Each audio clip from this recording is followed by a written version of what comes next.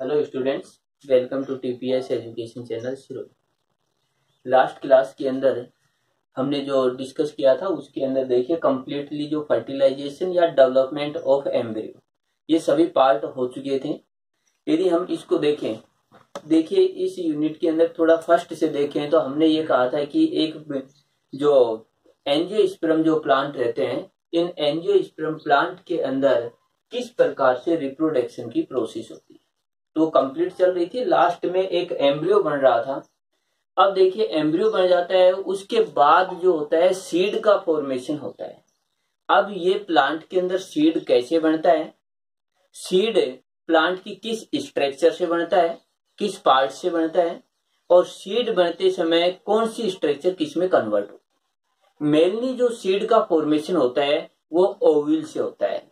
तो ओव्यूल जो है उसकी स्ट्रक्चर, उसके पार्ट हमने पहले कंप्लीट किए भी थे। बिल्कुल उसी स्ट्रक्चर को अब चेंज करना है। तो ओव्यूल से सीड का फॉर्मेशन होता है। लेकिन यदि हम बात करें कि ओव्यूल जो है इससे जब सीड बनता है तो उस समय एक प्रोसेस आ जाते हैं बीच में, फर्टिलाइजेशन। तो जैसे ही हम ये कहें कि डबल फर्टिलाइजेशन, देखिए यदि हम बात करें कि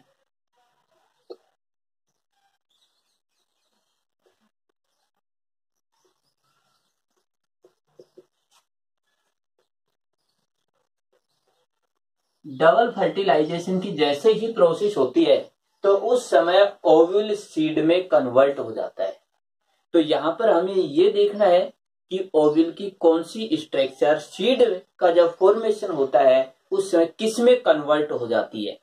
तो हम ये कहें टॉपिक हमारा जो है डेवलपमेंट ऑफ सीड, कि सीड का किस प्रकार से डेवलपमेंट हुआ। ओव्यूल की स्ट्रक्चर में देखिए, एक बार मैं इसको थोड़ा सा रिपीट करता हूं। फ्यूनिकल होता है, इसके बाद फिलामेंट लाइक स्ट्रक्चर, इसके बाद हाइलम होता है जो इस फ्यूनिकल और हम ये कहें ओव्यूल को अटैच करने वाला पार्ट। इसके बाद राफे होता है जो फ्यूनिकल का कुछ है अंदर की ओर, या फिर कहें कि जो ओव्यूल रहता है उसमें अंदर गया हुआ पार्ट है। इसके बाद जो ओव्यूल है उसमें एक पोर होता है जिसको माइक्रोपाइल का। इसके आउटर साइड में मेन रूप से टू जो इंटूगमेंट होते हैं जिन्हें इनर और आउटर इंटूगमेंट कहते हैं। यानी हम बात करें यहाँ पर जो इंटूगमेंट है इसके अंदर आउटर इंटूगमेंट और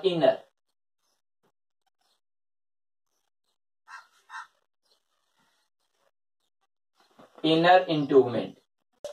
तो ये पार्ट है आउटर इंटूगमेंट और इनर इंटूगमेंट।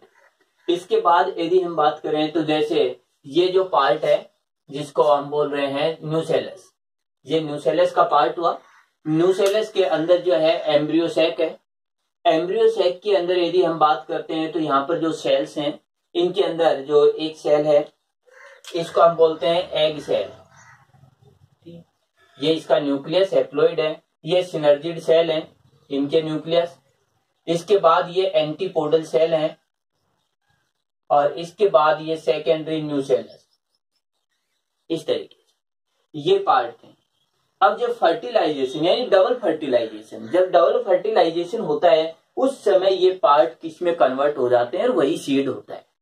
अब देखिए सबसे पहले हम बात करें इधर से कि जैसे फर्टिलाइजेशन होगा तो फर्टिलाइजेशन होता है तो इधर देखिए फ्यूनिकल। फ्यूनिकल जो रहता है वो सीड स्टाल्क में चेंज हो जाता है। जो सीड रहता है उस पर भी एक फिलामेंट लाइक स्ट्रक्चर होती है। तो ये जो स्ट्रक्चर होती है वो ओव्यूल जो है उसके फ्यूनिकल से होती है। यानी यहां पर हम बात करें ओव्यूल और यहां पर बात करें हम सीड, ये चेंजमेंट होता है ओव्यूल का सीड। तो एक तो ये हुआ हाइलम, राफे और माइक्रोपाइल। तीनों ऐसे हैं। माइक्रोपाइल जो रहता है वो माइक्रोपाइल में ही रहता है, राफे भी राफे में ही रहता है और हाइलम भी हाइलम में रहता है। यानी no change in micropyle, raphe and hilum में नो चेंज है, कोई चेंजमेंट नहीं आया। इसके बाद हम बात करें कि इंटूगमेंट। इंटूगमेंट देखिए आउटर एंड इनर टू इंटूगमेंट है। तो जो टू इंटूगमेंट है इनमें यदि देखते हैं ये चेंज हो जाते हैं सीड कोट में। यानी इंटूगमेंट किस में कन्वर्ट हुए, सीड कोट में। जो आउटर इंटूगमेंट है ये हो जाता है आउटर सीड कोट और इसे बोलते हैं टेस्टा। इसके बाद जो इनर इंट्यूगमेंट है वो हो जाता है इनर सीड कोट और इसे बोलते हैं टैगमेन। देखिए ये ऑब्जेक्टिवली क्वेश्चन है, पूछे जाते हैं कि सीड के जो आउटर जो सीड कोट होता है उसको क्या कहा, टेस्टा। सीड में जो इनर सीड कोट होता है उसको बोल रहे हैं टैगमेन। तो ये हुए। इसके बाद देखिए कि इधर हम बात करते हैं कि जैसे ही जो फर्टिलाइजेशन होता है तो फर्टिलाइजेशन के बाद में जो एग सेल होती है, इस एग सेल के अंदर हम बात करें कि फर्टिलाइजेशन होगा तो इसके साथ एक हैप्लॉइड जो है मेल गैमेट्स,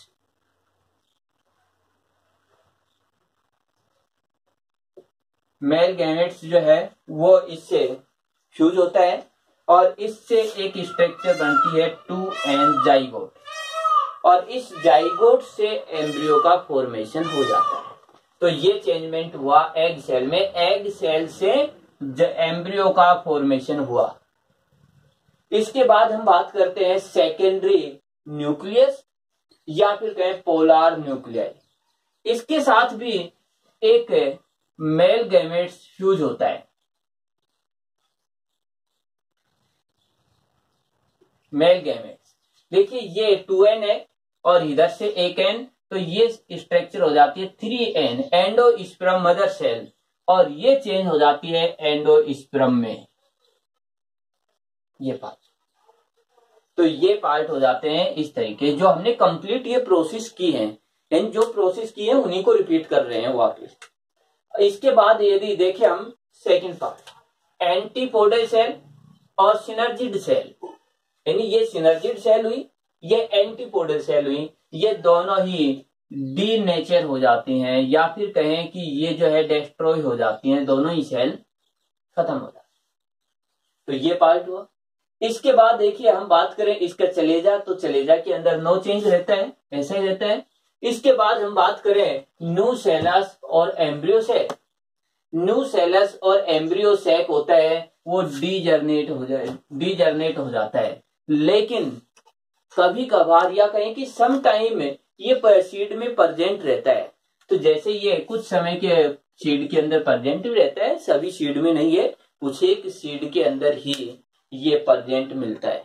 तो हम ये कहें कि जो एम्ब्रियो सेक और न्यूसेलस है वो डीजर्नेट भी हो जाता है या फिर ये कहें कि ये प्रेजेंट भी रह सकता है। तो इस तरीके से एक सीड है का फॉर्मेशन हुआ या डेवलपमेंट हुआ। तो सीड का डेवलपमेंट ओव्यूल में फर्टिलाइजेशन या फिर कहें कि ओव्यूल में डबल फर्टिलाइजेशन के बाद सीड का फॉर्मेशन होता है, या इसको ये कह सकते हैं कि ओव्यूल डबल फर्टिलाइजेशन के बाद में सीड में कन्वर्ट हो जाता है। तो ये पार्ट आता है अपना। इसके बाद देखिए इनसे रिलेटेड कुछ एक पार्ट है कि जैसे कई बार क्या रहता है कि हमने ये कहा कि इसके अंदर जो ये है न्यूसेलस है, तो इस तरीके जैसे या फिर कहें कि जो एंडोस्पर्म है, तो ये एंडोस्पर्म बनता है। तो जैसे ये एंडोस्पर्म है ये यहां पर यूज आता है, न्यूट्रिशन देता है किसको, एम्ब्रियो को। तो एम्ब्रियो को देता है, तो उस समय एंडोस्पर्म जब सीड का कंप्लीटली डेवलपमेंट हो जाता है उस समय एंडोस्पर्म का यूज कर लिया जाता है, एम्ब्रियो अपने न्यूट्रिशन के लिए इसका यूज करता है। तो उस समय एंडोस्पर्म जो है वो नहीं बच पाता है सीड में। लेकिन कुछ एक प्लांट जो रहते हैं उनके अंदर एंडोस्पर्म जो रहता है वो बच जाता है, और यदि बात करें तो ब्लैक पेपर के अंदर बच जाता है और इसको जो कहते हैं पेरिस्पर्म बोला जाता है। यानी इसके स्थान जो ब्लैक पेपर है उसमें किस में कन्वर्ट हो जाता है, पेरिस्पर्म। तो ये पार्ट हुआ इसका। तो इस तरीके से ये पार्ट इसके हुए हैं। इस सीड से रिलेटेड कुछ एक टर्म्स हैं, इन टर्म्स को देखें तो मैंने जो फर्स्ट टर्म्स है पेरिस्पर्म। तो पेरिस्पर्म का मैंने क्या बताया कि जैसे ही एंडोस्पर्म है उस एंडोस्पर्म का एम्ब्रियो डेवलपमेंट के टाइम में जो न्यूट्रिशन के रूप में यूज किया जाता है। लेकिन कुछ प्लांट हैं जैसे ब्लैक पेपर है, इसके अंदर एंडोस्पर्म है, वह एम्ब्रियो डेवलपमेंट के बाद भी बच जाता है, तो इसको कहते हैं पेरिस्पर्म। Example black pepper. इसके बाद है एरिल। एरिल की यदि बात करें तो हम ये कहते हैं कि ये जो न्यूसेलस होता है, इस न्यूसेलस के आउटर साइड में एक फ्लैशी स्ट्रक्चर बन जाती है, और जो फ्लैशी स्ट्रक्चर बनती है उसी को फ्रूट के रूप में हम खाते हैं। और इसके एग्जाम्पल की बात करें, स्ट्रॉबेरी है जिसको लीची बोलते हैं। तो ये हुआ कि जो एरिल फ्रूट क्या होते हैं, कई बार ऐसे आते हैं प्रश्न, एरिल फ्रूट क्या होते हैं या पेरिस्पर्म क्या होते हैं। तो एरिल फ्रूट क्या हुआ कि ओव्यूल में जो न्यूसेलस है, इसके आउटर साइड में एक फ्लैशी स्ट्रक्चर बन जाती है, और जो फ्लैशी स्ट्रक्चर बनती है उसी को हम एरिल फ्रूट बोलते हैं। इसके बाद है क्रैंकल। देखिए, कैस्टोर जो प्लांट होते हैं उनके सीड में एक व्हाइट कलर का स्पॉट होता है, यानी जैसे जो सीड होता है उसमें इस तरीके से व्हाइट कलर का एक पार्ट दिखाई देता है, और इस पार्ट को हम बोलते हैं क्रैंकल। तो इस तरीके से ये पार्ट होते हैं इसके अंदर। इसके बाद देखिए ओपरकुलम भी आता है एक वर्ड, कि ओपरकुलम क्या है।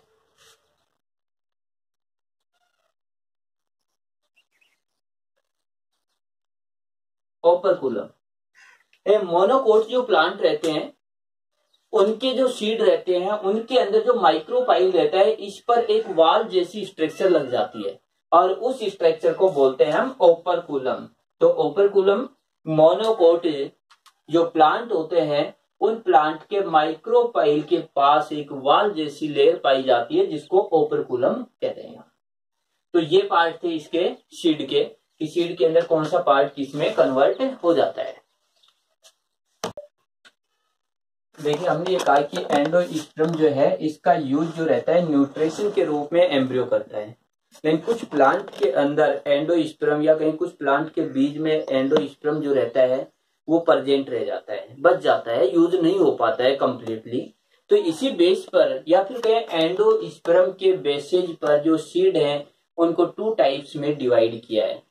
फर्स्ट जो होता है नॉन एंडोस्पर्मिक सीड, या फिर इसको ये कहें एक्स एल्बुमिनस सीड।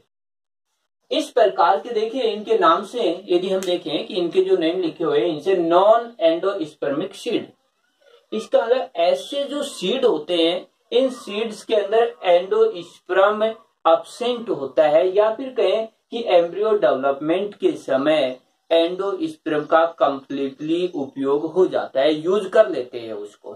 तो ये तो हुआ जो नॉन एंडोस्पर्मिक या एक्स एल्बुमिनस सीड। देखिए काफी इंपॉर्टेंट है, पूछे जाते हैं, इन दोनों में डिफरेंस पूछा जाता है, इनके एग्जाम्पल पूछे जाते हैं। तो यदि इसके एग्जाम्पल की बात करें तो मैक्सिमम जो डाइकोट प्लांट होते हैं वो होते हैं नॉन एंडोस्पर्मिक सीड, यानी डाइकोट जो प्लांट रहते हैं।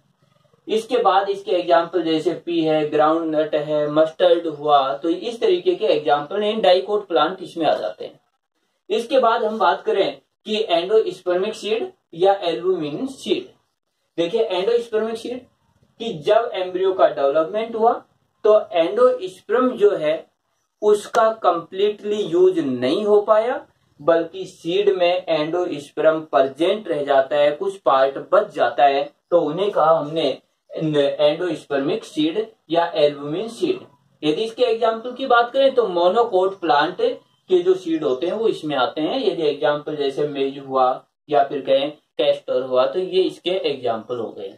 इसके बाद अगला जो टॉपिक आता है कि हमने जो सीड का फॉर्मेशन किया, अब आता है फ्रूट का, कि फ्रूट कैसे बनता है। तो हम देखते हैं कि जो फ्रूट का फॉर्मेशन कैसे होता है।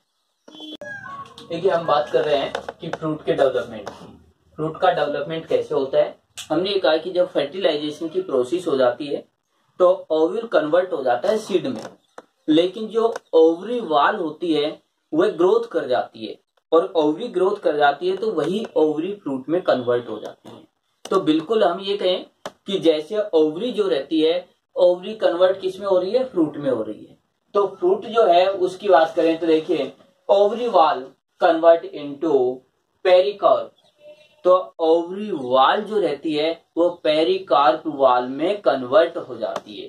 तो इस तरीके से जो फ्रूट का फॉर्मेशन हुआ वो ओवरी से हुआ, लेकिन फर्टिलाइजेशन के बाद, यानी आफ्टर फर्टिलाइजेशन जो ओवरी कन्वर्ट होती है फ्रूट में।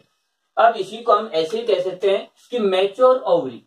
देखिए, जब ओवरी जो है उसमें तेजी से सेल डिवीजन होता है जिससे उसकी ग्रोथ हो जाती है और वह मैच्योर हो जाती है, और उसी स्टेज को हम फ्रूट बोलते हैं। तो हमने ये कहा कि मैच्योर ओवरी आफ्टर फर्टिलाइजेशन, कि फर्टिलाइजेशन जो है उसके बाद में जो ओवरी है वो मैच्योर होगी, और उसको हमने कहा फ्रूट इज कॉल्ड फ्रूट।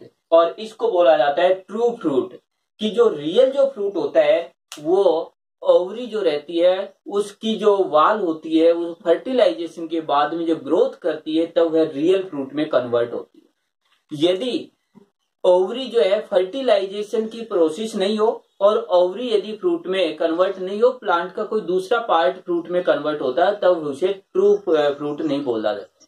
तो यहाँ पर देखिए कि दूसरे जो फॉल्स जो फ्रूट होते हैं इनकी बात करें, तो यदि इनकी बात करते हैं तो हमने ये कहा कि ओवरी जो है, ओवरी को छोड़ करके यदि प्लांट या कहें कि फ्लावर का कोई दूसरा पार्ट फ्रूट में कन्वर्ट होता है, जैसे हम बात करें कोरोला है, जैसे कैलिक्स है, जैसे थैलेमस है, यदि ये पार्ट फ्रूट में कन्वर्ट हो जाते हैं तो हम उसे फॉल्स फ्रूट बोलते हैं। जैसे एप्पल के अंदर हम बात करें जो थैलेमस होता है उसको यूज किया जाए फ्रूट के रूप में, यानी जो एप्पल हम खाते हैं वो थैलेमस होता है, ट्रू फ्रूट नहीं होता है। तो ये जो एग्जाम्पल काफी इंपॉर्टेंट है, आते हैं ये कि एप्पल जो है वो किस प्रकार का फ्रूट है, तो फॉल्स फ्रूट होता है। अब यहाँ पर देखिए इसमें और इसमें क्या चेंजमेंट हुआ। इसमें तो हमने ये कहा कि ओवरी है वो फर्टिलाइजेशन के बाद में फ्रूट में कन्वर्ट हो जाती है, यानी ओवरी फर्टिलाइजेशन के बाद मैच्योर हुई, उसी को हमने फ्रूट बोल दिया।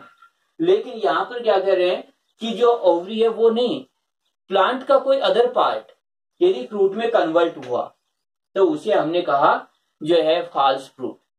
इसके बाद है पार्थेनोकॉर्पिक जो फ्रूट होते हैं। पार्थेनोकॉर्पिक जो फ्रूट होते हैं इसका मतलब ये हुआ कि ओवरी जो है, देखिए इसमें थोड़ा सा देखना है कि ओवरी कन्वर्ट होती है फ्रूट में, यानी ये जो है इसके अंदर ओवरी कन्वर्ट होती है फ्रूट में, लेकिन यहाँ पर फर्टिलाइजेशन नहीं होता है। तो हम ये कहें ओवरी कन्वर्ट हुई फर्टिलाइजेशन जो फ्रूट में, लेकिन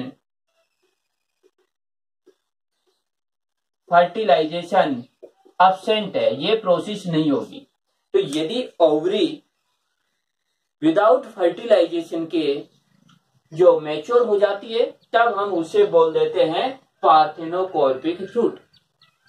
आजकल यदि हम बात करते हैं आर्टिफिशियल रूप से भी हमें पार्थेनोकॉर्पिक फ्रूट बना देते हैं, और इस प्रकार के जो रहते हैं उनके अंदर सीड नहीं होते हैं, जैसे बनाना हुआ, ग्रेप्स हुए। तो इस तरीके से इसको बोला जाता है इंड्यूस्ड पार्थेनोकॉर्पिक फ्रूट। यदि हम किसी हार्मोन जैसे ग्रोथ हार्मोन है, ऑक्सिन एंड जिब्रेलिन, इनका स्प्रे कर देते हैं तो उस समय भी ओवरी डेवलप हो जाती है, लेकिन फर्टिलाइजेशन नहीं होता है, यानी विदाउट फर्टिलाइजेशन ही ओवरी डेवलप हो जाती है और फ्रूट में कन्वर्ट हो जाती है। लेकिन उसको हमने ऑक्सिन एंड जिब्रेलिन जो रहता है इनसे इंड्यूस किया है, तो इस कारण से इसको इंड्यूस्ड पार्थेनोकॉर्पिक फ्रूट बोला।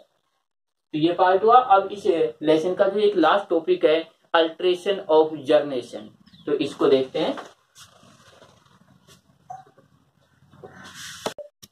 ये हमारा अगला टॉपिक है अल्ट्रेशन ऑफ जर्नेशन। अब अल्ट्रेशन ऑफ जर्नेशन की यदि बात करें तो जो आज तक हमने सेक्सुअल रिप्रोडक्शन के पार्ट जो भी पढ़े हैं उन सभी को रिपीट करना होता है, या फिर कहीं जो सेक्सुअल रिप्रोडक्शन में जो भी पार्ट आए हैं उन सभी पार्ट को हमें देखना है।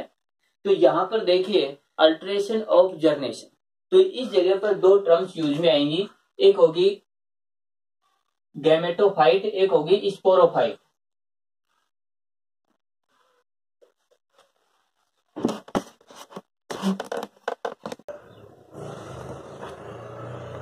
देखिए दो टर्म्स है, एक है स्पोरोफाइटिक, दूसरी होती है गैमेटोफाइटिक। स्पोरोफाइटिक जो रहते हैं ये स्ट्रक्चर होती है हमेशा 2n, गैमेटोफाइटिक स्ट्रक्चर होती है हैप्लॉइड, यानी गैमेटोफाइटिक हैप्लॉइड है और स्पोरोफाइटिक डिप्लॉइड है। 2n और n। तो ये जो पार्ट रहते हैं यानी स्पोरोफाइटिक एंड गैमेटोफाइटिक जो पार्ट रहते हैं प्लांट के अंदर अल्ट्रेशन रूप से आते रहते हैं। तो जैसे ये अल्ट्रेशन रूप से आएंगे तो इसी को हम अल्ट्रेशन ऑफ जर्मिनेशन बोलेंगे। अब देखिए ये कैसे आते हैं, एक बार गैमेटोफाइटिक है, इससे आगे स्पोरोफाइटिक, फिर गैमेटोफाइटिक, फिर स्पोरोफाइटिक, इस प्रकार एक साइक्लिक रूप से ये प्रोसेस चलती है। तो इसको देखिए, सबसे पहले हम बात करें प्लांट की। प्लांट जो रहता है वो रहता है डिप्लॉइड स्टेज का, 2n स्टेज। तो ये हुआ प्लांट जो है 2n स्टेज का। इसके बाद देखिए अब देखिए प्लांट पर बनता है फ्लावर। एक फ्लावर की बात करें तो ये भी 2n स्टेज में होता है। अब इसके बाद इसमें मेल एंड फीमेल जो ऑर्गन्स होते हैं उनकी बात करते हैं। जो मेल ऑर्गन्स होता है एंड्रोशियम, ये भी 2n है। फीमेल ऑर्गन्स जो रहता है जिसको गाइनोशियम बोलते हैं 2n है। हो गए। जो एंड्रोशियम की जो सिंगल यूनिट है इसको हमने स्टेमिन का, और ये भी 2n है। इसके बाद जो फीमेल जो ऑर्गन्स रहता है उसकी एक यूनिट को हमने पिस्टल या कार्पस का, ये भी 2n है। इसके बाद हम बात करें कि स्टेमिन के अंदर होता है एंथर, एंथर भी 2n है। इसके बाद जो रहता है कि ये इधर से यदि बात करें जो कार्पल्स जो रहते हैं इसके अंदर होती है ओवरी, और ओवरी की यदि बात करें तो ये भी रहता है 2n स्टेज का। इसके बाद इधर एंथर के अंदर माइक्रो स्पोरेंजियम है, ये भी 2n है। अब यहां पर देखिए मेगा स्पोरेंजियम और माइक्रो स्पोरेंजियम, इन दोनों ही स्ट्रक्चर के अंदर मियोसिस की प्रोसेस होती है। ये प्रोसेस जैसे ही मियोसिस की प्रोसेस होगी तो उस समय जो स्ट्रक्चर जो बन जाती है उन स्ट्रक्चर का फॉर्मेशन होता है वो हैप्लॉइड होती है n, और ये हुई n। तो देखिए यहां तक की जो स्थिति थी वो स्थिति हमेशा हम बात करें तो ये स्थिति चल रही थी 2n स्टेज। ये कंप्लीटली यहां से हमने प्लांट से देखा हमेशा डिप्लॉइड अवस्था है। तो ये जो है मियोसिस हुई हैप्लॉइड होगी। अब यहां से मेगा स्पोर से फीमेल गैमेटोफाइट बनता है, जिसके अंदर यदि हम बात करें एम्ब्रियोनिक सैक बनेगा तो वो जो है फीमेल गैमेटोफाइट या एम्ब्रियो सैक n होगा, हैप्लॉइड होता है। इसके बाद इसमें बनते हैं फीमेल गैमेट, ये भी हैप्लॉइड है। इधर से माइक्रोस्पोर हैप्लॉइड है, इसके अंदर मेल गैमेट्स बनेगा, वो भी हैप्लॉइड है, और इससे मेल गैमेटोफाइट, इससे मेल गैमेट बना, ये भी हैप्लॉइड है। तो ये प्रोसेस हुई। अब इसके बाद देखिए कि यहां पर फीमेल गैमेट हैप्लॉइड है, मेल गैमेट हैप्लॉइड है, और अब इसमें होता है फर्टिलाइजेशन। और जैसे ही फर्टिलाइजेशन या फ्यूजन की प्रोसेस होती है तो एक फीमेल गैमेट एक मेल गैमेट से फ्यूज हो जाता है, और इसके कारण जो स्ट्रक्चर होती है वो होती है जाइगोट, और जाइगोट होती है 2n स्टेज। जाइगोट से एम्ब्रियो का डेवलपमेंट होता है, ये भी 2n है। एम्ब्रियो जो बन जाता है तो इसके बाद जो सीड बनता है ये भी 2n है, और सीड के जर्मिनेशन से हम बात करें प्लांट का फॉर्मेशन होता है। ये प्लांट फिर इसी प्रोसेस में आएगा, फ्लावर है या फिर कई ऑर्गन्स हैं, फिर मेल एंड फीमेल गैमेट्स होते हैं जो हैप्लॉइड है, फिर इसके बाद जाइगोट और सीड बनेगा। तो हमने ये देखा कि इसके अंदर ये पार्ट जो है यहां से ये पार्ट तो ऐसा है जो डिप्लॉइड है 2n है, और ये जो पार्ट है ये हैप्लॉइड है n है। तो प्लांट के अंदर डिप्लॉइड एंड हैप्लॉइड जो स्टेज है एक साइक्लिक रूप से चलती है, और इसको हम अल्ट्रेशन ऑफ जर्मिनेशन बोलते हैं। तो यहां पर देखिए कि डिप्लॉइड जो स्टेज होती है इसको बोला जाता है स्पोरोफाइटिक स्टेज, स्पोरोफाइटिक, और ये हुई 2n, ये लॉन्ग टाइम की है। इसके बाद हम बात करते हैं इसकी, तो ये हुई गैमेटोफाइटिक, गैमेटोफाइटिक, और ये n और ये शॉर्ट टाइम की होती है। तो इस तरीके से यदि वेल डेवलप स्टेज की बात करें या फिर कहें लॉन्ग टाइम की बात करें तो स्पोरोफाइटिक होती है एंजियोस्पर्म प्लांट के अंदर, और गैमेटोफाइटिक जो स्टेज होती है वो शॉर्ट टाइम की होती है। तो इस तरीके से जो ये टॉपिक है ये कंप्लीट है।